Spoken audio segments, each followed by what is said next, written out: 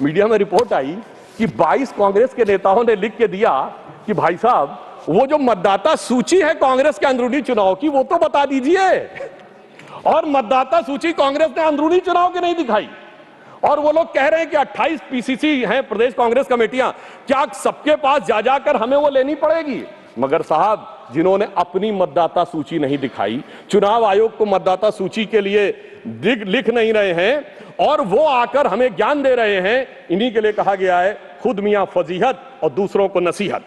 और वैसे कांग्रेस में पूर्व में सीताराम केसरी जी किस ढंग से हटे ये सबको पता है। कांग्रेस के आंतरिक चुनाव में जब जब चुनाव हुआ तब तक कांग्रेस टूट जाती थी। मैंने बचपन में अटल जी का एक भाषण सुना था और वो उसमें उन्होंने कहा कांग्रेस के तो इतने टुकड़े हुए, Congress R, Congress S, Congress U, Congress O, Congress I, Congress U, मैं, कांग्रेस तू, कांग्रेस आई, कांग्रेस गई। अब ये मैं बताना चाहता हूं, ये इकलौती पार्टी है जिसने महोदय राष्ट्रपति चुनाव में अपने अधिकृत उम्मीदवार को हरवा दिया। देखिए चुनाव और संविधान के प्रति कितनी इनके अंदर। अच्छा, और उस विषय का उल्लेख दूसरे सदन में कर चुके हैं गृह मंत्री जी कि 1946 में किस ढंग से नेहरू जी चुनाव जीते। मगर महत्वपूर्ण बात यह विश्व का इकलौता चुनाव होगा जो 26 अप्रैल 1946 को कैबिनेट मिशन प्लान के तहत हुआ था, जिसमें नेहरू जी 0 वोट पाकर बन गए। 1 वोट पट्टाभी रमैया को, 1 वोट कृपलानी जी को और सारे वोट सरदार पटेल को, 0 वोट नेहरू जी को। और सोर्सेस की बात करेंगे, मौलाना आजाद की किताब इंडिया विंस फ्रीडम और कृपलानी जी की किताब माई डेज विद गांधी और India from Curzon to Nehru and thereafter Durgadas की किताब, उसमें जाके एक एक चीज का वर्णन पढ़ लें। मगर महत्वपूर्ण बात क्या है, महात्मा गांधी चाहते थे कि नेहरू आए, मगर फिर भी प्रदेश कमेटियों ने नहीं भेजा। आज मैं कहना चाहता हूं, सोनिया गांधी जी ने चाहा तो कम से कम प्रदेश कमेटियों ने नेहरू खड़गे जी का नाम तो भेज दिया। मतलब आज सोनिया गांधी जी उस समय की महात्मा गांधी ज्यादा ताकतवर दिख रही हैं और खड़गे जी नेहरू जी से ज्यादा ताकतवर दिख रहे हैं। कम से कम इस बात को इनको समझना चाहिए। और उससे पहले सभापति महोदय, आजादी से पहले के दौर में 1916 में इन्होंने सेपरेट इलेक्ट्रेट मान लिए मुस्लिम लीग के। और आज की जनरेशन को ना पता हो, सर पृथक निर्वाचन क्षेत्र जानते क्या होते थे? कोई रिजर्व कॉन्स्टिट्यूंसी नहीं थी, प्रत्याशी भी मुस्लिम होगा, वोट देने वाला भी मुस्लिम होगा। और उन कॉन्स्टिट्यूंसीज का नाम था मोहम्मडन कॉन्स्टिट्यूंसीज और बाकी का जनरल नहीं, नॉन मोहम्मडन कॉन्स्टिट्यूंसी, जैसे देश मोहम्मडन का ही हो। इसलिए महोदय तब ये इन्होंने पृथक निर्वाचन क्षेत्र बनाए थे। अब ऐसा लग रहा है कि घुसपैठियों के लिए पृथक निर्वाचन क्षेत्र बनाने का प्रयास कर रहे हैं। अब जो एसआईआर के ऊपर इनको आपत्ति है, तो मैं सिर्फ एक फैक्ट रखना चाहता हूं, बिहार में सीमांचल से जुड़े तमाम जिलों के अंदर कुल आबादी से 125% आधार कार्ड है। उसके बाद इनको नहीं लगता कि उसकी जांच होनी चाहिए। यदि 5 महीने के अंदर 5-5 लाख लोग रेजिडेंसी के लिए अप्लाई कर रहे हैं और ज्यादातर के आधार कार्ड बंगाल के सीमावर्ती जिलों से बने हुए हैं, इन्हें नहीं लगता कि उसके ऊपर होना चाहिए। मैं याद दिलाना चाहता हूं, अगस्त 2005 में ममता बनर्जी जी, हाँ जी बिल्कुल, आप बैठिए, बिल्कुल साहब, ये सबको पता है, बिल्कुल ये रिकॉर्ड है, आप सुनिए और ऑथेंटिक बोल रहा हूं सभापति महोदय। अभी इनके लिए और समस्या होने वाली है। सर अगस्त 2005 में भारत की संसद में ममता बनर्जी जी ने भारत के इतिहास में सबसे अलग घटना की जब स्पीकर के ऊपर फेंक दी थी फाइल। क्योंकि वो कह रही थी घुसपैठियों पर चर्चा नहीं कराई जा रही है। मगर आज ये लोग कैसे बदल गए, इसे देख के मुझे याद आता है सभापति जी कि देख तेरे संसार की हालत क्या हो गई, भगवान कितना बदल गया इंसान। अब मैं ये भी कहना चाहता हूं, मुझे ये समझ सभापति महोदय कि ये लोग गैर कानूनी चीजों के साथ क्यों खड़े। जब एसआईआर आएगा ये कहेंगे वोटर आईडी नहीं दिखाएंगे। बात रिकॉर्ड पे जा रही है, प्लीज टेक योर सीट। अब सुनिए सर, जब सीए आएगा ये कहेंगे कागज नहीं दिखाएंगे। जब वक्फ बोर्ड आएगा तो ये कहेंगे कि साहब हम जमीन के कागज नहीं दिखाएंगे। मुझे समझ में नहीं आता है कि गैर कानूनी कामों वालों के साथ ये हमेशा खड़े हुए क्यों दिखाई पड़ते हैं। अब संवैधानिक संस्थाओं की बात आती है तो मैं याद दिलाना चाहता हूं, इस देश में चुनाव आयुक्तों की बात आती है तो अटल जी की सरकार एक वोट से गिरी थी। तब चुनाव आयुक्त कौन था? मनोहर सिंह गिल। तुरंत चुनाव क्यों नहीं कराया गया? अप्रैल 99 में सरकार गिरी थी, मई में हो जाने चाहिए थे चुनाव। 6 महीना पीछे क्यों नहीं जाए गए? ताकि एक वोट की सहानुभूति न मिले। और ये इस जनता का आशीर्वाद और भगवान की कृपा कि सितंबर अक्टूबर 99 में हम दोबारा चुन के आए और पर्दाफाश हुआ जब वही चुनाव आयुक्त, देश के इतिहास के इकलौते चुनाव आयुक्त जो जाकर दूसरी सरकार में मंत्री बन गए, और वो लोग आकर आज हमें कहने का प्रयास करते हैं कि मंत्री बने। संवैधानिक संस्थाओं की अगर दूसरी बात करें, सुधांशु जी, माननीय चेयरमैन ने कहा है किसी चुनाव आयुक्त पर कोई टिप्पणी न करें। ठीक, अगर ये आपको लगे तो मैं सिर्फ ये कह देना चाहता हूं, इसको विड्रॉ कर लीजिएगा। दूसरी बात महोदय, मगर इस देश में संवैधानिक संस्थाओं के साथ क्या हुआ मैं बताना चाहता हूं। सर्वोच्च न्यायालय में एक न्यायाधीश ऐसे भी बने जो पहले कांग्रेस के नेता रहे, चुनाव के प्रत्याशी रहे और उसके बाद सर्वोच्च न्यायालय के न्यायाधीश बन गए, जस्टिस बेहरुल इस्लाम। सर, संवैधानिक संस्थाओं के साथ क्या हुआ? इस देश में एक न्यायाधीश, मुख्य न्यायाधीश ऐसे ही बने जिन पर कानून की डिग्री नहीं थी, जस्टिस कैलाशनाथ बांचू। मुझे लगता है कि जिस ढंग के संवैधानिक संस्थाओं के साथ हुआ है, और मैं एक और बात कहना चाहता हूं, जो लोग कहते हैं चुनाव आयोग ठीक काम नहीं कर रहा वगैरह वगैरह, तो मैं कहना चाहता हूं जरा उत्तर से दक्षिण तक देखिए। चुनाव आयोग कश्मीर में अच्छा काम करता है, पंजाब में अच्छा काम करता है, हिमाचल में अच्छा काम करता है, सर हरियाणा में गड़बड़ कर देता है, फिर उत्तराखंड में गड़बड़ कर देता है, राजस्थान में सर 2018 में सही काम करता है, 2023 में गड़बड़ कर देता है, फिर यूपी गड़बड़ करता है, बिहार गड़बड़ करता है, झारखंड ठीक कर देता है।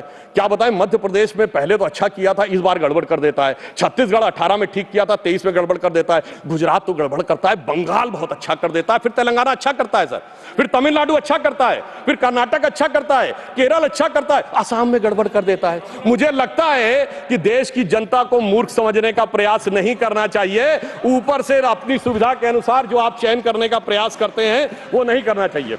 और मैं ये भी बताना चाहता हूं कि इन लोगों की जहां तक बात है, संवैधानिक संस्थाओं में किसका अपमान नहीं हुआ? राष्ट्रपति की ताकत इनके दौर में घटाई गई, कमिटेड जुडिशरी की बात इनके दौर में हुई, और तो और सर प्रधानमंत्री के ऊपर सुपर पीएम इनके जमाने में आके बैठा।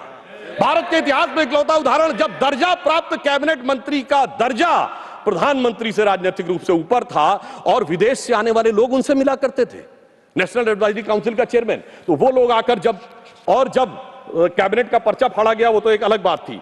अब मैं बताना चाहता हूं एक विषय और, कि विषय सिर्फ यहां एसआईआर नहीं है, विषय चुनाव आयोग नहीं है, देश की हर व्यवस्था के बारे में दुष्प्रचार करना है। इन्होंने रफाल के बारे में दुष्प्रचार किया, इन्होंने जाकर उस समय कहा 20 जुलाई 2018 को लोकसभा में आके कहा कि फ्रांस के राष्ट्रपति से बात हुई और उन्होंने रफाल के लेकर आपत्ति दर्ज की, शाम तक फ्रांस की सरकार का खंडन आ गया। 2019 में इसी मुद्दे के ऊपर चौकीदार चोर कहने पे सर्वोच्च न्यायालय से माफी मांगनी पड़ी।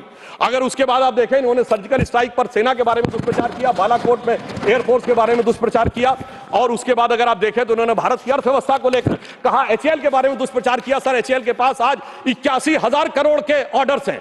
इन्होंने कहा एलआईसी बर्बाद हो गई। सर, एलआईसी ने 31,000 करोड़ का ऑल टाइम हाई प्रॉफिट किया है। इन्होंने SBI, state bank of India के बारे में कहा, sir state bank of India ने प्राइवेट सरकार मिला के 77,000 करोड़ रुपए का प्रॉफिट किया है। इन्होंने कहा कोविड के बारे में दुष्प्रचार किया।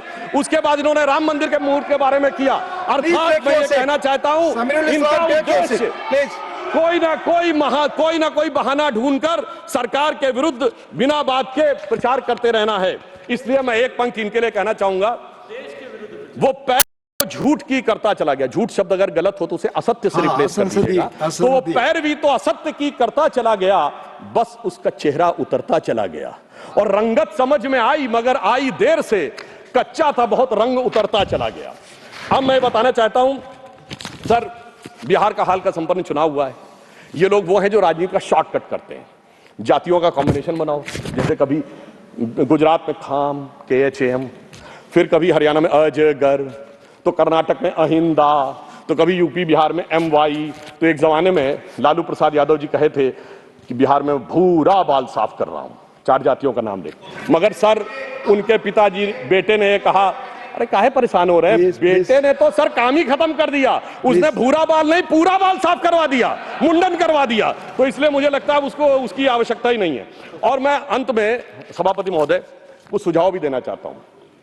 आज इलेक्शन जिस दौर में पहुंच गया है, टेक्नोलॉजी इस दौर में पहुंच गई है, AI का दुरुपयोग होने की संभावना अगले लोकसभा चुनाव तक बहुत हो जाएगी। मुझे लगता है इस बारे में सरकार निश्चित रूप से कोई ना कोई कदम उठाएगी, और जो लोग पब्लिक प्लेटफॉर्म्स में हैं उनको अपने AI सिग्नेचर्स यानी AI प्रिंट्स के बारे में ऑथेंटिक रूप से इस्टेब्लिश करने के बारे में विचार करना चाहिए, क्योंकि अन्यथा ये आने वाले समय में वॉइस रिकॉग्निशन और अन्य चीजों में प्रॉब्लम हो सकती है। दूसरा, मेरा मानना है कि जो सर्टिफाइड, जो मान्यता प्राप्त राजनीतिक दलों के प्रत्याशी नहीं हैं, उनके नामांकन के लिए जो संख्या निर्धारित है उससे कुछ बढ़ाना चाहिए प्रस्तावकों की, ताकि गंभीर लोग आ सकें। जो राजनीतिक दल मान्यता प्राप्त करना चाहते हैं उनके भी सपोर्टर्स की एक सब्सटेंटिव संख्या दिखानी चाहिए, ताकि ईमानदारी से जो लोग राजनीति करना चाह रहे हैं वही लोग उसमें आ सकें। दूसरी बात मैं ये भी कहना चाहूंगा सर, जिस प्रकार के शब्दों का प्रयोग होता है राजनीति में उसे अवॉइड करने की कोशिश करनी चाहिए। अब कोई पार्टी कहती है वोट जिहाद, सर ये फर्रुखाबाद में 2024 में सपा की पार्टी के मंच से हुआ था। सर अभी चुनाव में, जुबली के चुनाव में, जुबली हिल्स के चुनाव में कांग्रेस मतलब मुसलमान, मुसलमान मतलब कांग्रेस, ये क्या है सर? मुझे लगता है इसके बारे में हम लोगों को सोच समझकर विचार करना चाहिए। और इसके अलावा कुछ शब्द ऐसे होते हैं जिनमें किंतु परंतु का स्कोप नहीं रहता है। जैसे उदाहरण के लिए अगर कोई ये कह रहा है कि मोदी जी की बोटी बोटी काट डालूंगा, और इसी बिहार के चुनाव में मोदी जी की माता जी को गाली दी गई, गालियों का अब शब्दकोश भी अवेलेबल है। कम से कम चुनाव सुधारों में अब इन चीजों से हम सबको दलगत भावना से ऊपर उठकर आना चाहिए, अन्यथा वो अराजकता की तरफ, भाषा की अराजकता से समाज में अराजकता की तरफ जा सकते हैं। और मैं एक और बात कहना चाहता हूं सर, जिस ढंग के चुनावी वादे किए जा रहे हैं, कोई कह रहा हर घर को सरकारी नौकरी दे देंगे, और 2024 में सर कांग्रेस ने कहा 8,500 खटाखट खटाखट खटाखट। तो मैं ये बताना चाहता हूं सर, 1 लाख रुपए हर परिवार को देने की बात कहते हैं। भारत की 145 करोड़ की जनसंख्या है सर, 1 मिनट में खत्म कर रहा हूं, उसमें कुल मिला के 31 करोड़ परिवार हैं, यानी 31 लाख करोड़ बांटेंगे, और भारत की रेवेन्यू रिसीव 2024 में 27 लाख करोड़ थी। इससे बात समझ में आ जाता है कि वो किस प्रकार से लोगों में भ्रम पैदा करने का प्रयास कर रहे हैं। पर अंत में मैं कहना चाहता हूं कि आप जिस प्रकार के लोगों को साथ में लेकर सोच रहे हैं कि आप चुनाव जीत जाएंगे, ये भविष्य में आपके लिए बहुत बड़ी चुनौती बनेगी। एक उदाहरण सर मैं अवश्य देना चाहूंगा। सिलहट का चुनाव हुआ था, भारत के इतिहास में इकलौता चुनाव जिसमें यह तय होना था विभाजन से पहले कि वो भारत में रहेगा कि बांग्लादेश में। वोटिंग होनी थी और उस समय जोगेंद्रनाथ मंडल वहां के नेता थे और उनकी जाति के लोग वहां अधिक थे। उन्होंने मुस्लिम लीग से समझौता कर लिया, वहां चले गए, और उसके बाद कोई जाके अक्टूबर 1950 में उनका वो पढ़ ले तो साफ समझ में आ जाता है कि जो कट्टरपंथी राजनीति के साथ रहकर बढ़ने का प्रयास करते हैं उनके साथ क्या होता है। और अंत में सभापति महोदय, मैं सिर्फ ये कहना चाहूंगा कि आप सब लोग इस विषय पे साथ आइए, वर्तमान के चक्कर में भविष्य को मत बिगाड़िए। अटल जी की कविता थी, भरी दोपहरी में अंधियारा, सूरज परछाई से हारा, वर्तमान के मोह पाश में आने वाला कल न भुलाएं, आओ मिलकर दिया जलाएं। और अंत में मैं एक और बात सर कहना चाहता हूं, एक पंक्ति, थैंक यू। ये देश बदल रहा है। स्वामी विवेकानंद ने कहा था कि उनके शरीर छोड़ने के 1 शताब्दी बाद ये देश उभरेगा। श्री अरविंदो ने कहा था कि 175 वर्ष का यह संक्रमण काल है जो रामकृष्ण परमहंस के जन्म से प्रारंभ हुआ 1836 से 175 जोड़िए 2012 में भारत अब नया स्वरूप ले रहा है।